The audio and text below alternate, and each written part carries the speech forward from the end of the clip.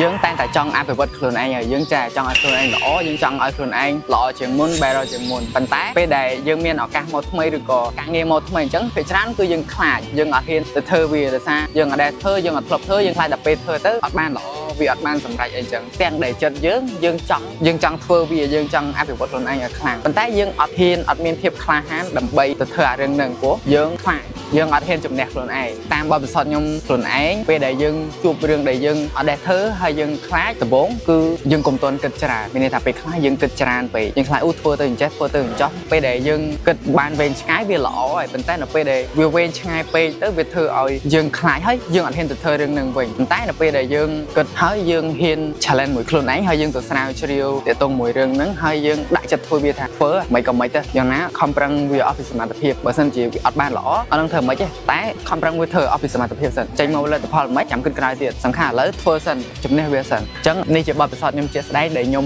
មានអីដែលថ្មីមួយដែលមានអារម្មណ៍ថាវាយើងអត់ដែលធ្វើហើយយើងខ្លាចធ្វើវាអត់បានល្អខ្ញុំតែងតែគិតបែបនេះអញ្ចឹងអ្នកទាំងអស់គ្នាមានវិធីអីផ្សេងក្រៅពីហ្នឹងទេបើមានកុំភ្លេច comment ប្រាប់គ្នាយើងនៅខាងក្រោមចែករំលែកទាំងអស់គ្នាផង